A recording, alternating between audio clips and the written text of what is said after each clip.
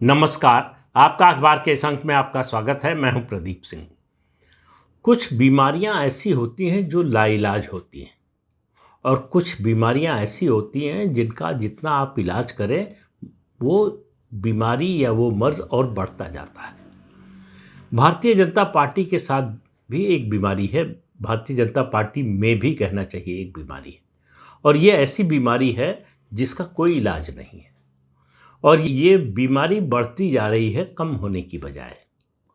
जब तक भारतीय जनता पार्टी का स्वरूप ऐसा नहीं हुआ था जो आज है, पिछले 10 साल में हुआ है, जब तक भारत में इस तरह का सनातन के पक्ष में माहौल नहीं था, इस तरह का वातावरण नहीं था, तब तक एक बार फिर भी समझ में आता था। जब गठबंधन की सरकार बनती थी, अटल बिहारी वाजपेयी ने जब 1998 में पहली सरकार बनाई, वैसे तो 96 में बनाई थी 13 दिन की, तब एक मजबूरी थी भाजपा की कि गठबंधन के जो साथी हैं उनके दबाव में काम करना है, उनकी नीतियों से, उनकी विचारधारा से उसके विपरीत नहीं जा सकती, अपनी विचारधारा को जो है पीछे रखना पड़ेगा। कोर मुद्दे जो छोड़ दिए थे बीजेपी ने 98 में, तो अयोध्या में राम मंदिर, अनुच्छेद 370 और कॉमन सिविल कोड, ये तीनों मुद्दे बैक बर्नर पर रख दिए थे बीजेपी ने। तो उस समय क्या लगता था? उस समय लगता था कि गठबंधन धर्म की मजबूरी है, भाजपा के पास अपना बहुमत नहीं है, तो इसलिए भाजपा को जो गठबंधन के साथी हैं उनके दबाव में ये सब मानना पड़ा। अगर ये नहीं मानते तो सत्ता में नहीं आ पाते। लेकिन ये बात जो है बार बार साबित हो रही कि बिल्कुल गलत है और केंद्र से लेकर राज्य तक जहां जहां भाजपा की पूर्ण बहुमत की सरकारें बनी हैं वहां तक देख लीजिए। और सबसे ताज़ा उदाहरण है, सबसे ताज़ा चुनाव जीती है बीजेपी दिल्ली में, 26 साल बाद सत्ता में वापस आई है। 26 साल में, उससे पहले की बात छोड़ दें, 26 साल में कोई ऐसा चुनाव नहीं हुआ होगा जिसमें दिल्ली के मुसलमानों ने भाजपा का साथ दिया हो।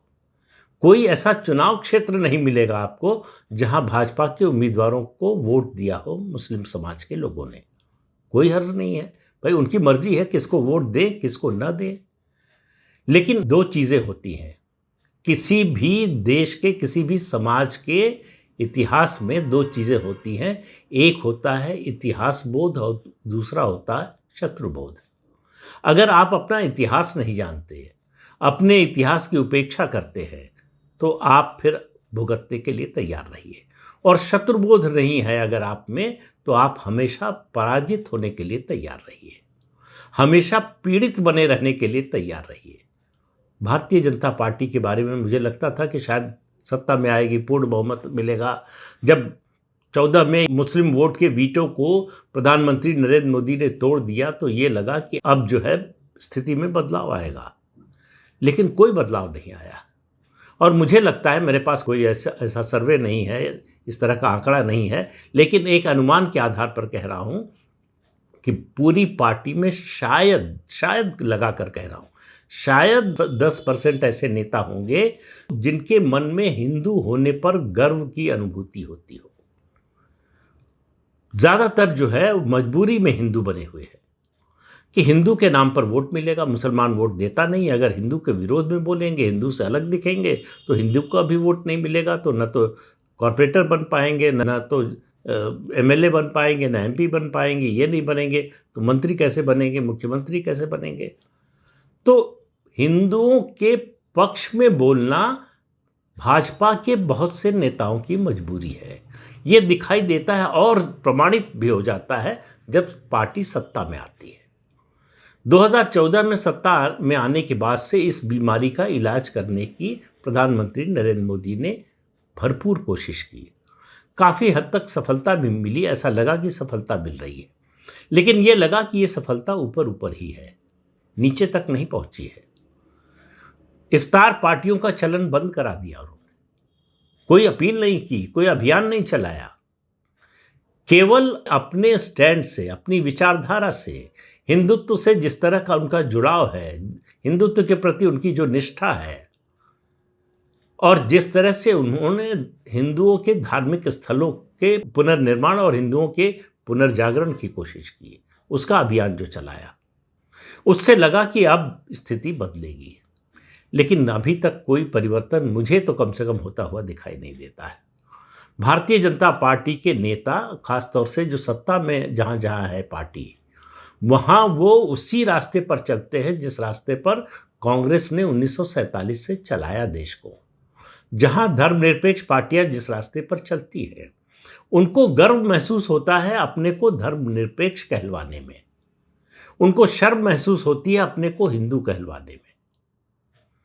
वरना आप बताइए कि भारतीय जनता पार्टी का अगर शीर्ष नेतृत्व, आपने पिछले 11 साल में प्रधानमंत्री नरेंद्र मोदी, गृह मंत्री अमित शाह और उत्तर प्रदेश के मुख्यमंत्री योगी आदित्यनाथ को किसी इफ्तार पार्टी में जाते हुए देखा है?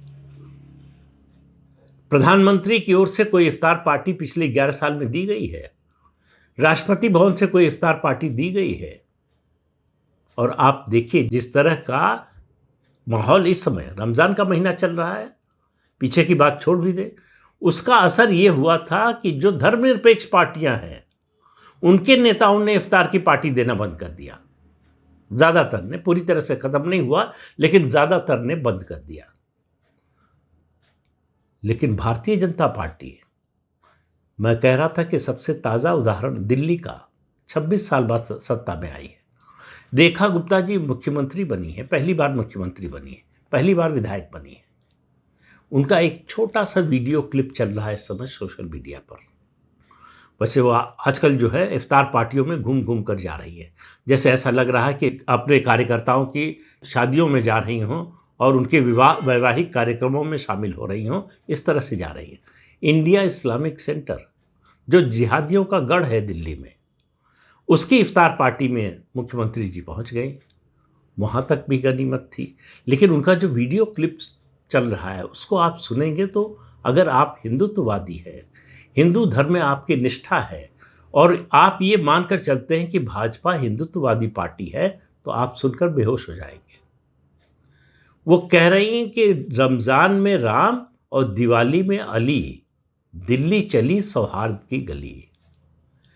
अब ये जिसको इतिहास का जरा भी ज्ञान ना हो, जिसको कोई भी शत्रुबोध ना हो, वही ये बात बोल सकता है। इससे साबित होता है विचारधारा की बात संघ करे, भाजपा करे, उसके जो नेता कार्यकर्ता हैं उनका विचारधारा से कोई लेना देना नहीं है।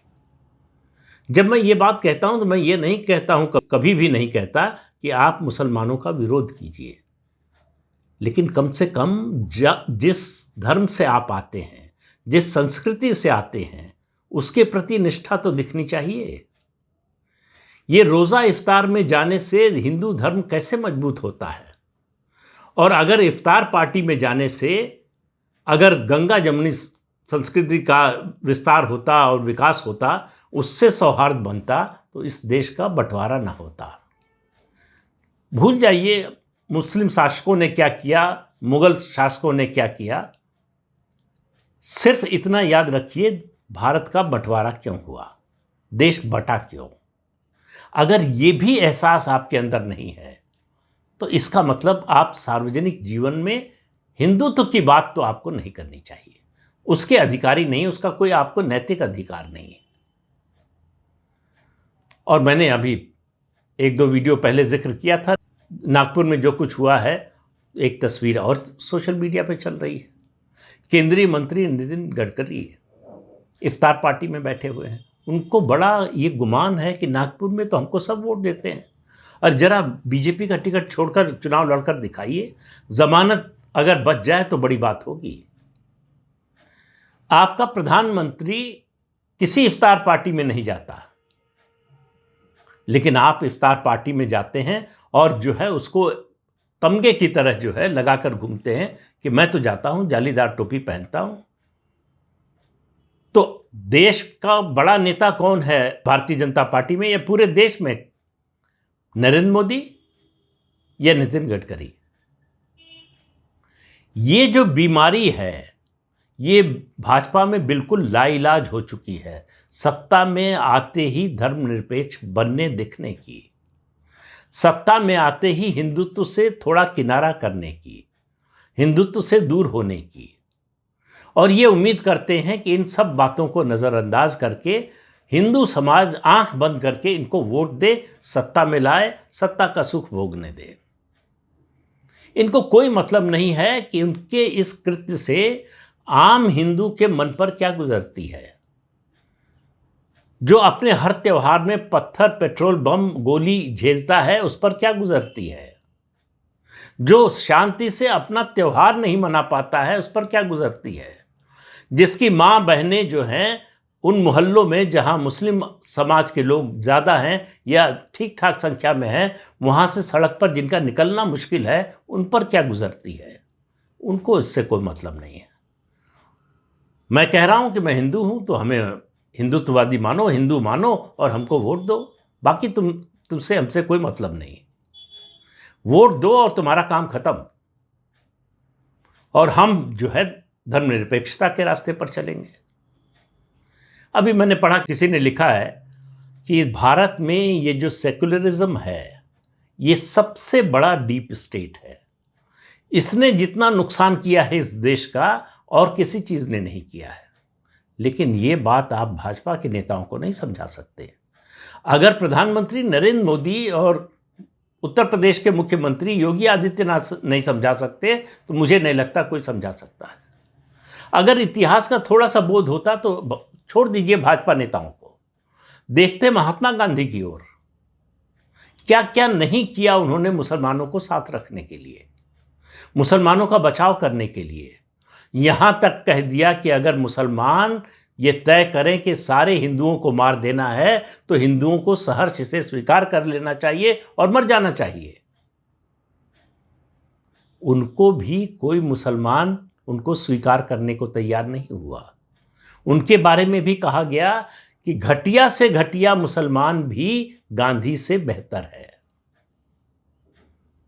लेकिन भाजपा के ये जो नौनिहाल है, नए नए मंत्री, मुख्यमंत्री, विधायक, सांसद बने हैं, इनको लगता है कि ये देश बदल देंगे। इनको लगता है कि ये हिंदू मुस्लिम एकता को स्थापित कर देंगे। इसी कोशिश में एक राष्ट्रीय मुस्लिम मंच बना है। दरअसल ये मंच बना है कुछ चुने हुए मुसलमानों को पुरस्कृत करने का, इनको बड़े बड़े पद देने का और इनका धंधा चलवाने का। दरअसल ये जो वर्ग है, अशराफिया वर्ग जो है मुसलमानों का, उसने सत्ता का सुख भोगा है हमेशा, कोई भी सत्ता में रहा हो। तो सत्ता आते ही वो सत्ता की तरफ जुड़ जाता है।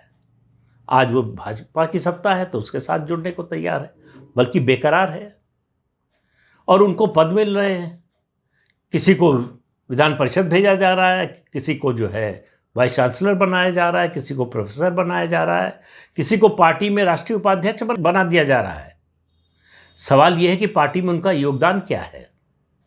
पहले की बात तो छोड़ ही दीजिए, आने के बाद अगर पार्टी को एक, सिर्फ कह रहा हूं, एक मुस्लिम वोट दिला पाए हों, तो मैं मान लूंगा कि बड़ा सफल प्रयास है। लेकिन किसको परवाह है। अगर हिंदू इस तरह से नासमझ न होते तो 1000 साल गुलाम क्यों रहते। इस बात को भाजपा के सत्ता में बैठे जो नेता हैं उन्होंने समझ लिया है। कुछ लोगों के अपवाद को छोड़ दीजिए, मैं सबको इसमें शामिल नहीं कर रहा हूं। ऐसे लोग भी हैं जो इस परिस्थिति से ये सब देखकर दुखी हैं। कुछ लोग इसको नजरअंदाज कर रहे हैं और कुछ लोग चुप हैं कि बोलेंगे भी तो क्या होगा, कुछ बदलने वाला तो है नहीं और बदलने का अधिकार हमारे पास है नहीं। तो ये कोशिश समाज में सौहार्द बना रहे, इसकी कोशिश बड़ी अच्छी कोशिश है। लेकिन आप सच्चाई से आंखें मूंद कर ये कोशिश नहीं कर सकते। आप हिरन से ये उम्मीद नहीं कर सकते कि वो जाएगा और शेर के सामने खड़ा हो जाएगा कि आओ हाथ मिलाते हैं, हम दोनों को इसी जंगल में रहना है, तुम भी इसी जंगल में रहोगे, हम भी इसी जंगल में रहेंगे, आओ हाथ मिलाते हैं, गले मिलते हैं, मिलकर भाई भाई की तरह रहते हैं। क्या नतीजा होगा आपको बताने की जरूरत नहीं है। ये उसी तरह की कोशिश है, ये आत्मघात की कोशिश है। मैं फिर कह रहा हूं किसी के प्रति आक्रामक होने की ज़रूरत नहीं है, किसी पर हमला करने की तो कतई ज़रूरत नहीं है, लेकिन अपने को संगठित और मजबूत करने की ज़रूरत है। और वो तभी होगा जब आपके अंदर से ये भाव उठेगा कि हमने इतिहास में क्या झेला है और वर्तमान में हमारे साथ क्या हो रहा है। और अगर कल्पना कीजिए जिस दिन ये सरकार चली जाएगी, उस दिन सबसे ज़्यादा कष्ट अगर किसी को होगा तो इन्हीं लोगों को होगा, क्योंकि आम हिंदुस्तानी के लिए, आम हिंदू के लिए तो ये सामान्य रोज़मर्रा की बात हो गई है।